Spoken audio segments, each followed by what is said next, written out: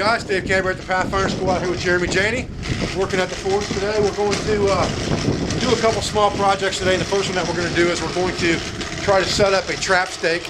And there's a very simple way you can make a trap stake by just bending the piece of rebar over, and that's what we're going to use for stock today is rebar. But we're going to make a decorative ball on the end just to practice a different technique that will also work for a stake, and then draw the other end out. Now, I've had a lot of people ask me about where can I get metal to do my forging. Rebar is a very good medium carbon steel that you can use for forging a lot of different projects. We're going to show you a lot of projects with rebar. You can buy it in 20-foot lengths. You can buy it in 18-foot lengths, 3-foot lengths from any hardware store or building supply company. And a lot of times you can get it for free from construction sites. So it's a good common man medium to use for some of your projects. Stay with us and we'll get started.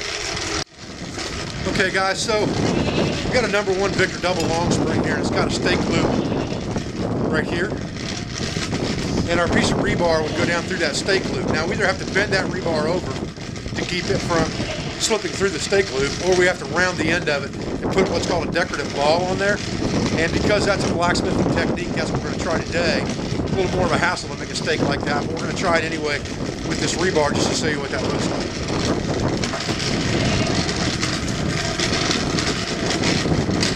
So we've got a piece of rebar red hot here, and all we're going to do is pound it from the top, keep it straight as we go, keep pounding on it to blunt the end. We're going to have to get it a little hotter before it's going to work good, I think.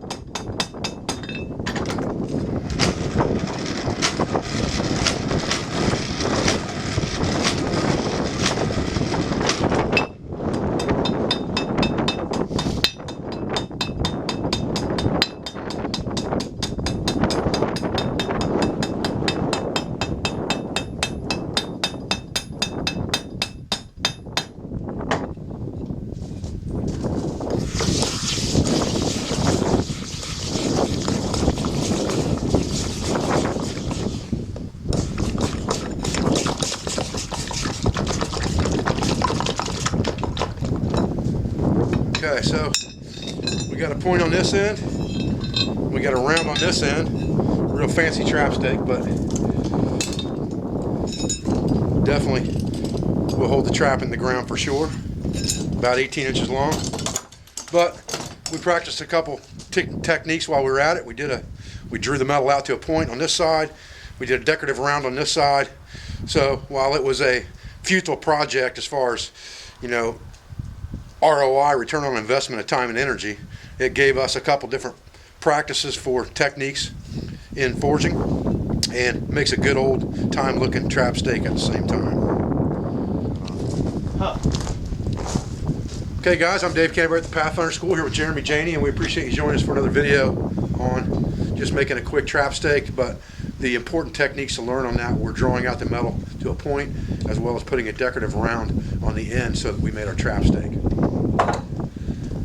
We appreciate your views, we appreciate your support, we appreciate everything that you do for me, for my school, for my family. We'll be back with another video as soon as we can, guys.